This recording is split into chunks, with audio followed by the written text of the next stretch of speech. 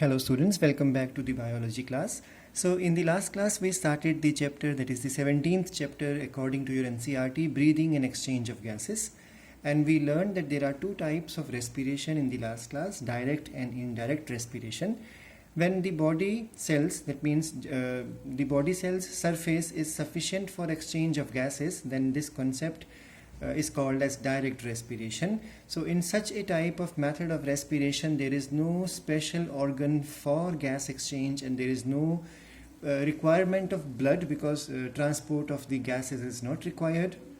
Such a type of direct respiration is found in single cell organisms, also found in the lower forms of animal kingdom such as sponges, flatworms, roundworms, cnidaria and some insects.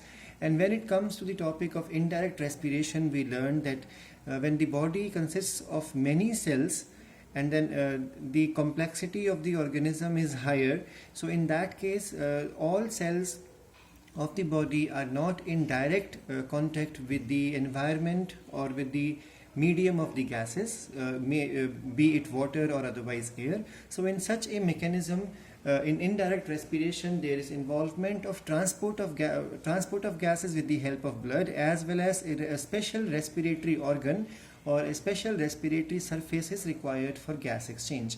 We learned that indirect respiration can occur through a large number of various organs. So the indirect respiration may involve the surface of skin, may involve the buccal cavity or pharyngeal cavity, may also involve trachea in the case of insects.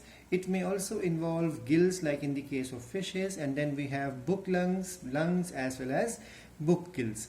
We learned the various characteristics of an ideal or the best type of respiratory surface. So we learned that the respiratory surface should be richly supplied with blood vessels so that the better ramification or branching of the blood vessels reaching every portion of the respiratory surface, faster would be the diffusion and exchange of gases between the medium of the gas, may it be water or otherwise air, and in between the blood. So blood and the medium of the gases are going to exchange the gases with the help of blood.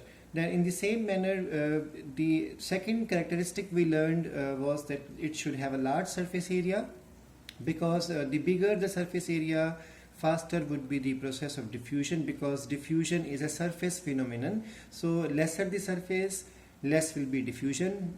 More the surface, more would be the diffusion. If you remember in your 11th class and 10th classes, you have learned about villi present in the small intestine. So it is a similar thing that more surface area available, faster would be the process of absorption or exchange of gases. The third characteristic we learned was that the respiratory surface should be extremely thin, because the thinner the wall is, quicker will be the process of diffusion, because diffusion is a physical process. So we learned that if the cells are columnar, they will then the gases need to pass through a longer distance. If the cells are cuboidal, the distance covered is lesser, and the least amount of distance has to be covered in the case of the squamous epithelium.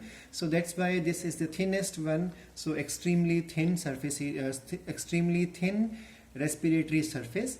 The next characteristic we learned was that it should be moist, because moisture helps in frictionless movement as well as from dehydration.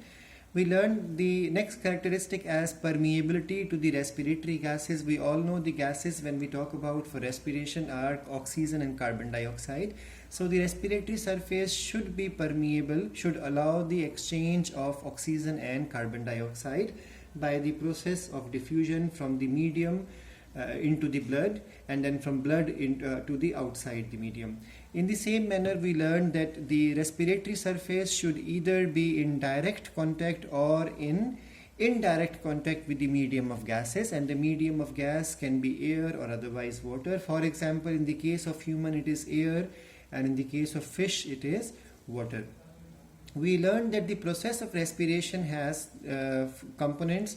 The three components are breathing, that means exchange or ventilation, and then we have the concept of external respiration and internal respiration, and these two respirations are connected with the help of blood. We did the differences between breathing and respiration, that how both of them are different from each other.